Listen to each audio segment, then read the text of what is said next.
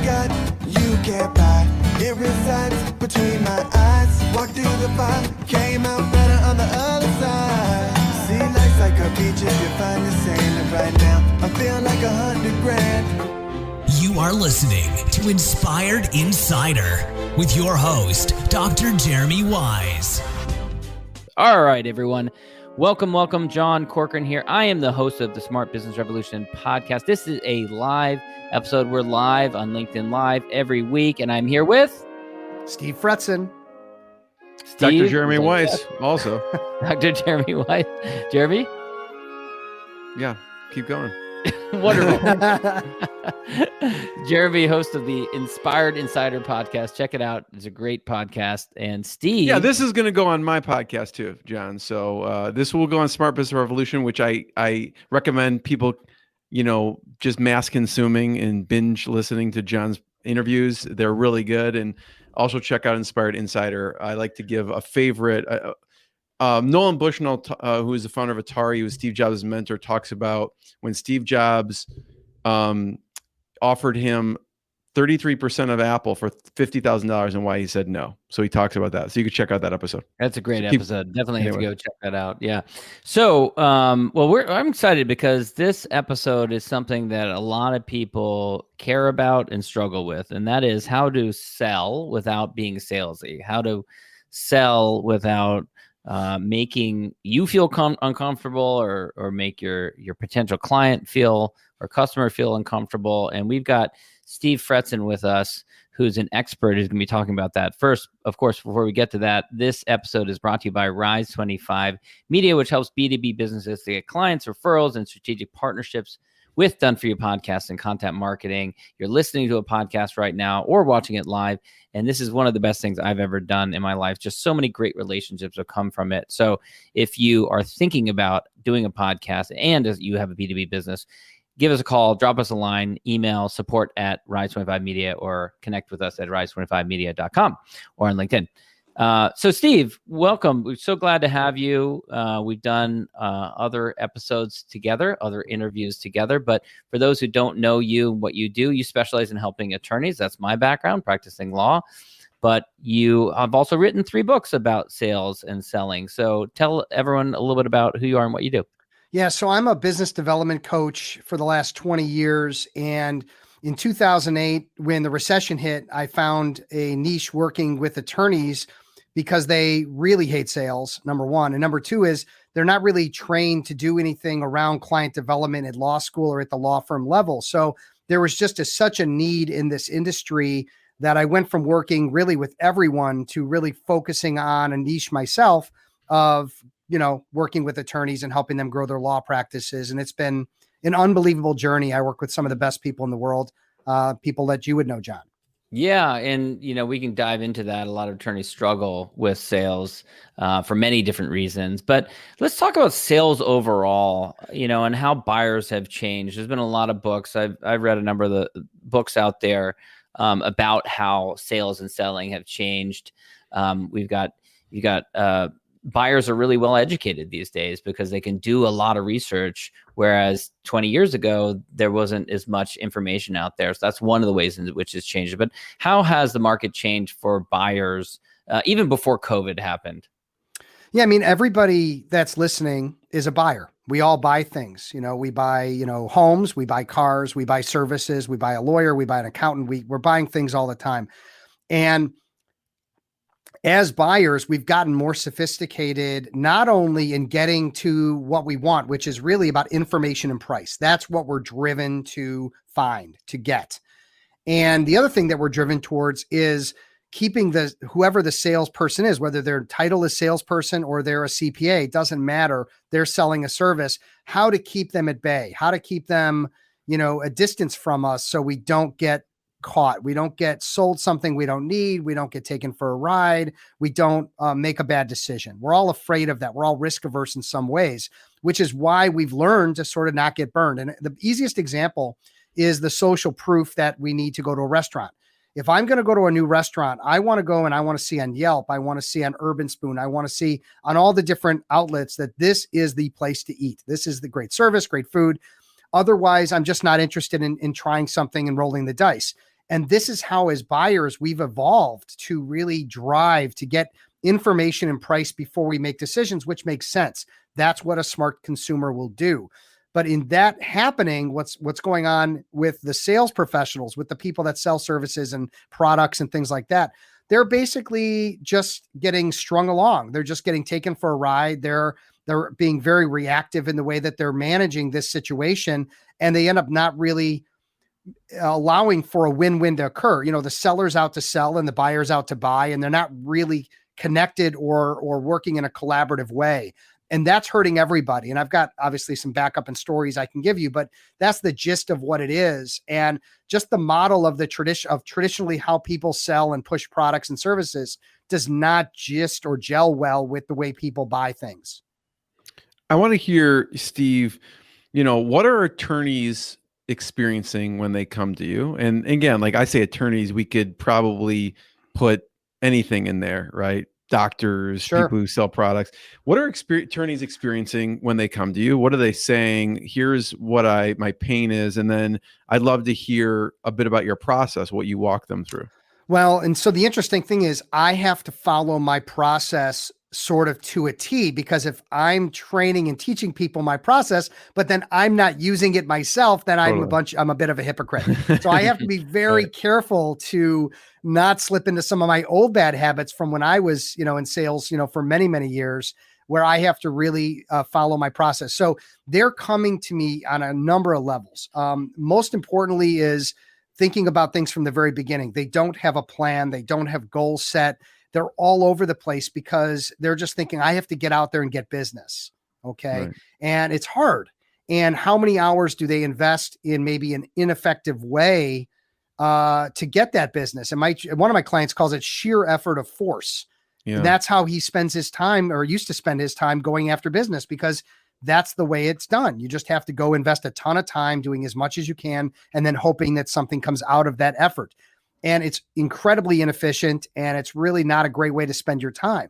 And lawyers, as you may know, are based on their billable hour. They're literally, time is money, not figuratively, literally it is. So the idea that they're going to go spend 200, 300, 400, 500 hours a year on business development and not get the return, not get the growth is very, very disheartening, very challenging. So they're coming to me with lack of plan, lack of understanding of how to actually go out and get it, to find it, and then once you do find an let's say you get in front of a decision maker at a major corporation, how to run that meeting so that you don't end up doing a sales pitch or doing trying to convince someone of something.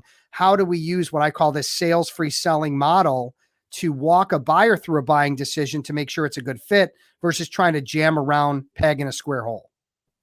Okay, great. So can you take us through kind of what a process would be like then? And how does, particularly for lawyers, but more broadly, anyone who's in professional services who's selling something and could be at risk of being a commodity, how do you take control of that process when someone calls you, interested in your services?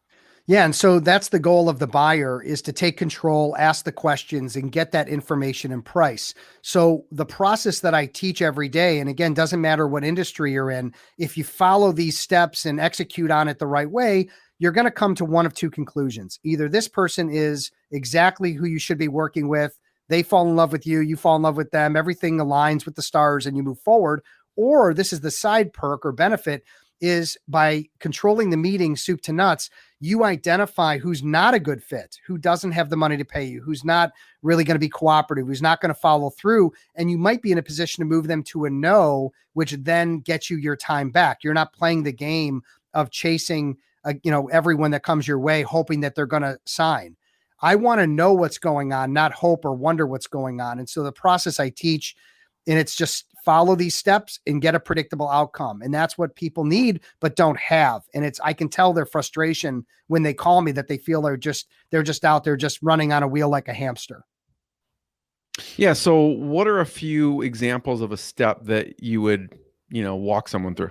Yeah. And let me give you the first two steps, because this is, without the first two steps, everything that comes after it doesn't really matter. You're not going to really get the buy-in, and you're not going to get the control that you're looking for to run a meeting in a way that's going to get a win-win outcome.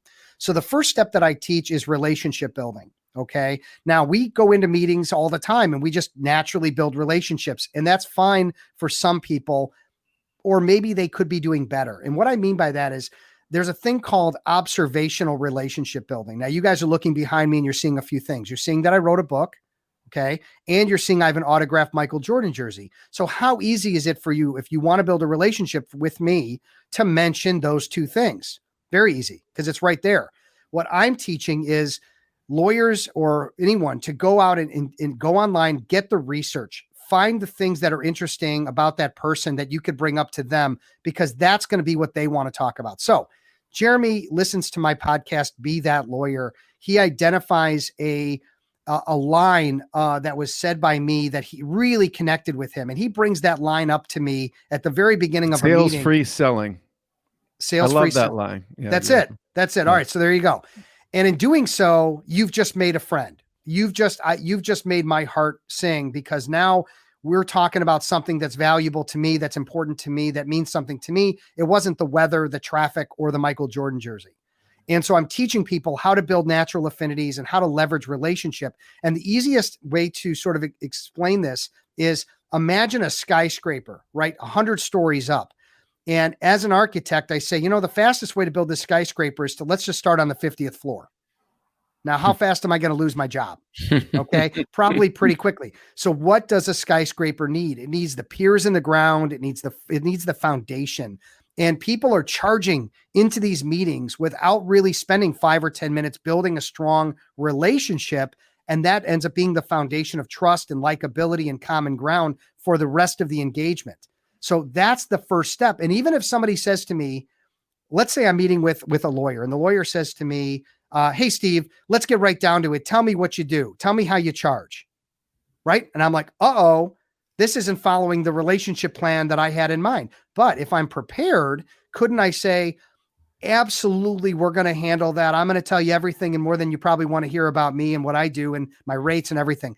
However, I have to mention, Jeremy, that I saw a recent article that you posted on LinkedIn, and I needed to just ask you a question about it. And then I do, and then we talk, and now we're building relationship. So I did a simple play of what I call agree and redirect to get you back on track of where I need you to be, which is talking about you, which is your favorite subject, and it's building a relationship between us. Okay. Not so that's jumping. The first one. So relationship. That's it. Relationship. Okay. You got to start there. Step? The second step is super important. And it's really about setting an agenda. And while we think that sounds formal or that sounds uncomfortable or whatever, what I've experienced is that working with thousands of not only attorneys, but entrepreneurs, that if you set an agenda, you can use it as a way to take control of the meeting where it ends up as a win-win. Everybody feels good about it. Or you could not set an agenda and let the cards fall the way they fall. And that could be a great meeting. That could be a total disaster. Okay. So I have a very specific agenda that I've been using for years. And look, did I come up with agendas out of the blue sky? No, agendas have been around forever, but it's how I tweak and adjust and build the language around the agenda to get a desired outcome, which is control of the meeting. So that's really what I want to do. Now I'm happy to either give you those steps or give you an example of how it works, if that would be helpful, but let me know where you want to go. Talk about an agenda. I love that, Steve, because oftentimes if we have a big meeting or someone has a big meeting, you set an agenda, but on a normal call, we don't. But what you're saying is you should always set an agenda. And I could see that would be very beneficial. So what would be an example? Yeah. So agendas can be set for any kind of meeting, but I'm talking about, let's say that Jeremy, you're a potential client for me. You want to improve your sales or whatever. And so we're meeting, we built this great relationship. And then I would say the following, and there's a bunch of steps that you got to kind of listen for, and we'll role play this. Okay. Live in real time. And I just like you to be cooperative. Obviously you could be difficult, but that's not your style. You're a charming person. So exactly. Stay cooperative, because I can tell you in the thousands and thousands of times that not only I've done this, but that my clients have done this. It's on one hand, how many times there's been any kind of pushback. The person goes along with it because it makes so much sense. So we've been talking about your podcast, and I say, Jeremy, we could probably talk about, how amazing your podcast is for hours. But listen, I know how valuable your time is, and quite frankly, mine as well. And I thought just to make the best use of our time while we're together today, would it be all right just to set a little agenda for us? Is that okay? Yeah, sounds good. Okay, great. So I know we had agreed in our email for about a 45-minute call. We've got about 40 minutes left. And from my perspective, the purpose of us getting together was really just to get to know each other better and see if there's a fit. Okay. Does that sound about right for you? Yeah. Okay, great. So what I was hoping to do is spend some time asking you some questions, learning more about your business, and just try to, again, identify what's going on. And I do tend to ask some tough questions. Is that going to be all right as well? Sure. As long as we're live on LinkedIn. Yeah, absolutely. And just out of curiosity, anything specific you want to make sure you get out of the meeting today? Yeah, I would love to hear obviously more about what you do, but it sounds that's in the agenda. So it is. And we'll probably handle that closer to the end of the meeting. And the other thing about the end of the meeting, if it's okay, real quick, Jeremy, is that when I meet with people, typically one of a couple things happens. Either we decide it's a great fit, it's a great synergy, we want to talk about specific next steps to move forward, and we can agree on that at the end of the meeting. Or if for any reason you don't feel it's a fit, or I don't feel it's a good fit, we can be very honest with each other and just call it a day. We can stay friends, but it's okay to tell me no. You're not going to hurt my feelings. Is that all right as well? Sounds good. Okay. And scene. Okay. So think about it in 90 I thought you were going to ask me tough questions that I was like, what? I don't know what he's going to ask me, but I'm ready here. No. So I want to just explain what just happened. Okay. In a 90-second agenda, we agreed on the time. So it's not going to go 2 hours if we don't want it to, and it's also not going to go 15 minutes. We agreed on the time. The purpose is to see if it's a fit, which puts us on a level playing field. Okay. Even if you're the big shot CEO and I'm a lowly salesperson, I want to be on the same level playing field. Okay. Either way, you agreed to not only answer questions, but tough questions. I'm not asking you those questions now, but isn't that the goal of our meeting, that I need to get into the weeds and understand what your problems are and how deep that rabbit hole goes? That's where the business is. That's what I need to know to understand if there is a fit. And you just agreed to allow me to ask those questions. Okay. And then think about the last step about the outcome. It's about moving someone forward to a specific next step or moving them to a no. And they're both great responses. And what we're leaving out of that is wondering, hoping, guessing. That's the killer of business and sales, is wondering, hoping, guessing. I want to know at the end of every meeting, is it doing something or is it not, and why? And so hope, while great in the movie Shawshank Redemption for Tim Robbins and his character, Andy Dufresne, okay, hope is a killer for us in business development, sales, whatever we want to call it. So our job is to make sure we get rid of hope, get rid of guessing and wondering, and put some real, honest truth into these meetings to understand what's really going on and try to identify lies or the reality of it. That's what that agenda does. I want to ask you about, we're recording this in January 2021. We're, a year into COVID. How has sales changed in the last year? For many people, it's become incredibly efficient in the sense that the travel, the time to run around, the lunches that had to happen, all of that stuff has gone to zero. So everything is being done by phone, by Zoom. And so for me, just as an example, as a hypothetical situation that's real, is I went from an average of about 4 meetings a day, which I consider to be an incredibly efficient day and a powerful day, to having somewhere between 7 and 9 meetings a day. Okay. And we're talking about with my clients, with my prospective clients, with strategic partners, podcasts, valuable meetings. Okay.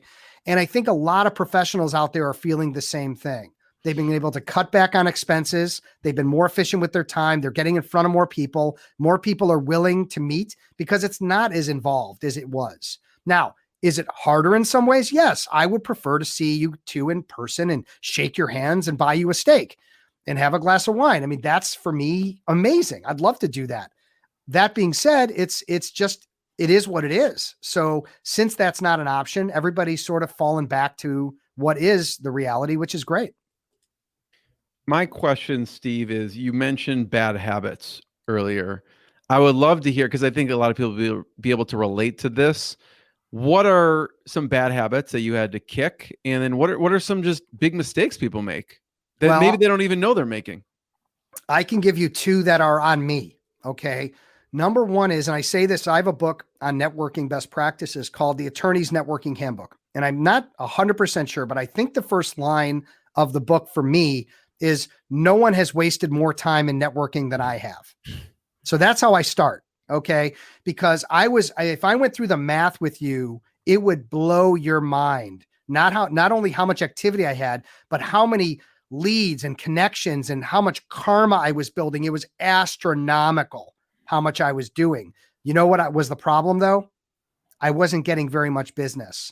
So there are books that talk about karma building and networking and all of that. And it's all wonderful. It's all lovely, wonderful stuff. 1 out of a million people are going to go out there and build the kind of karma I built and actually get everything that's coming to them. And I know, Jeremy, you're a big karma guy, but you give and you get, and you understand where you need to spend your time and who's relevant to you and who's not. And so I just had to learn some tough lessons about how I needed to spend my time efficiently with purpose, meeting the right people for the right reasons. And that's hard to do. I think a lot of people don't have a process around networking. And so they end up killing their time. And I did too, but that was, 17 years ago, not, in 2021. So we need to continue to improve things. And that's one that I can say for firsthand knowledge that I thought by helping everybody, the Amway salesman, the insurance salesman, the Avon lady, that I was going to get all this business back, because that's what the networking books that I read were saying. The reality is that networking done with intelligence and with intent and with process is always going to trump just winging it. That's just never a good plan. And that's what I had to do because I didn't know anything. Now I know quite a bit, and everything I do is with intent. So that's one example.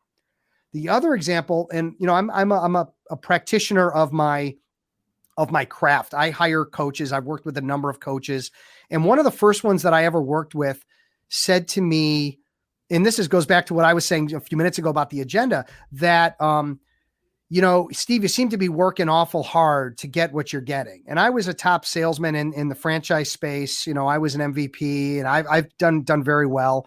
But the amount of time that I wasted because I was so afraid of hearing the word no, I was so afraid of rejection, and I like to be liked. I'm the way I'm built. My ego is sometimes not so hard, and it's hard to overcome.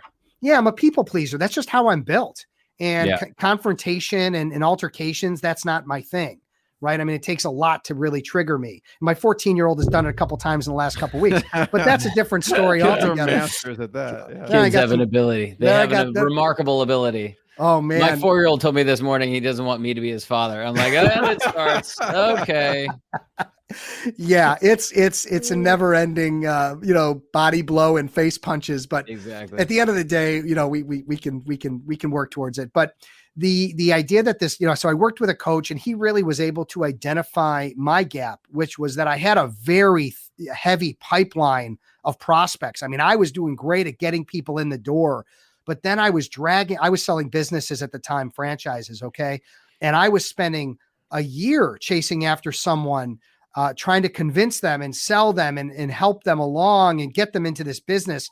And it was never a fit. From day one, it wasn't a fit.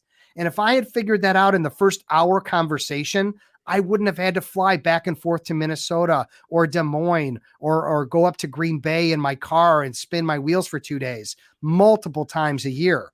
So it was about that point of getting to an educational point where you understand, if you can, even though you're driving to get sales and you're driving to hit your numbers, that if you're going down a path that isn't a fit or isn't a win-win, and you can call it early for what it is, that's going to be huge in a career. So let's say that you're a lawyer out there and you have all these people you're talking to, and you're just killing your time. Wow, if you could slim that down and cut that way back to the most qualified people, how much better would it be? And how much less time would you spend? And how much more billable hours would you be able to get in between your business development efforts? So that's another example of a mistake I was making that I learned from a coach. And now I preach to the choir as often as I can about efficiency and knowing versus hoping, as I mentioned earlier. Yeah. Steve, you mentioned the networking, and it's intentionally networking. and always looking to give. And I totally relate to what you're saying there. And one of my favorite books by Adam Grant, Give and Take, and he talks about givers, matchers, givers and matchers, and I can't remember the third one, takers. And yeah. They say the most successful are givers and the least successful are givers. Because of probably what you said, just trying to help everyone. Yeah, it's a very beautiful, lovely concept, right? Of the karma that can be achieved by helping everyone selflessly. And if you have nothing else to do, like, that's an amazing thing to do. You should do that. If you have a business to run, or you have billable hours, or you have other things that you have to focus on, we need to give, but we need to give with intention. And we need to then coach people on how to help us. We need to coach people on how to give to us so that they can feel good about it. Because someone that's just taking all the time, if they're really a good person, they're not going to really feel good inside that they've gotten from you, but not been able to provide reciprocation. So we need to not only coach people on how we can help them, but also how they can help us. And if all that aligns, you're going to be much more efficient with how you network and actually get to the end result of, oh, I'm in front of a decision maker who can buy my services. So a couple of great tips here. I'll just sum them up and then we'll wrap things up, Steve. But network with intention. Don't be afraid of a no. Try to get to a no. Give with intention. Network, coach people on how they can help us. I think those are all great tips, great advice, Steve. This has been great. Where can people go learn more about you, Steve, and check out your books? Yeah, so on Amazon, if you type in Steve Fretzin, you'll pull up my 3 books, and feel free to grab a copy. Support my son's 529 plan, slowly and surely. Then also my website is the best way. It's my last name. It's Fretzin, FRETZIN.com, and there you'll understand not only all the free things that I have for you, including ebooks and podcast and video and all this stuff. I've been writing for the Chicago Daily Law Bulletin for 5 years. But also, if you're interested in learning more about my programs, how do I actually directly engage with attorneys in a variety of ways to get them the results they're looking for? And I can, I'm happy to speak with anybody about that directly as well. Sales, free selling. Steve, thanks so much. This has been great. Thank you both. I appreciate having me with you. What I got, you can't buy. It resides between my eyes. Walked through the fire, came out better on the other side. See, life's like a beach if you find the sailing right now. I feel like $100 grand.